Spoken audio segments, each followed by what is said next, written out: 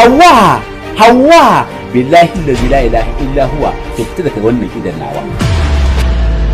Waya ta safa daban, ta rana daban, ta yamma daban, ta dare daban. Ba dole ka sha waya ba. Haka aka koya miki idan kina shara ki dinga share abubuwa? Ke me ya kawo ki nan tafi naki ɗakin mai gaje ki uku ɗakin ki mana. Shikenan ba damar yarinyar nan Aisha ta sake a gidan nan. Gidan fa ubanta ne fa ba gidan uban wani bane. Zancen fitar da Alhaji waje ba za shi ba. Dan me za a dauki Alhaji a fitar da shi waje? Na faɗi maganar nan ya fi so miliya. Dan menene za a dame ni da zance sai an fitar da Alhaji nan waje? Kin ga da Allah gafara san da Allah ki saurara mu. Wannan tsohon ɗan iskan zaka kawo mana cikin gida?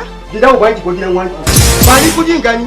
Gishirin duniya. Ko kuɗi na ko ni ko kai ko kuma rai ɓaci. Ni ba ci kuɗin ka ba. Ya baka ci kuɗi na ba. A to kuɗi kayan ka tana airport. Ka san ina daga cikin waɗanda za su je su raba kayan gadon Gaddafi. Wani Gaddafi ga shugaban ƙasar Libya. Life is not a problem to be solved, but reality to be experienced. Ni yau samun lafiya a Alhaji wallahi shine farin ciki. Kuma ina ga duk wani wanda yake zagaye da wannan rashin lafiyar tashi matsala ce, amma yau in aka ce ya samu lafiya kin ga an samu maslaha ga duk wanda yake tare da shi yasa na faɗa.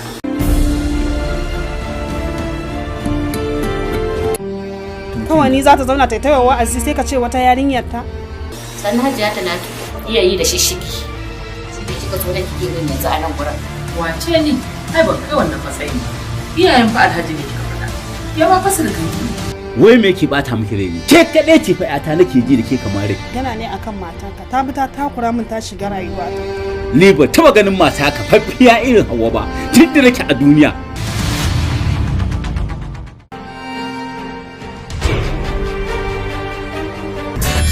Ko biyu ba mutum biyu na ba daki mutum da na ba daki. To in ba sa zuwa da wani kuɗi zan nemo a ina zan nemo kuɗin da zan baka. Shi direban jirgin bayan ya gama lodi ya taso jirgi ashe takardarsa sun kare. Bai sake yin wani ba. Bai sake wani ba kuma amma akwai banza. Yana karyo ta kwana a sama sai ga irin su. A sama. A sama ai so zuma akwai irin su fudi.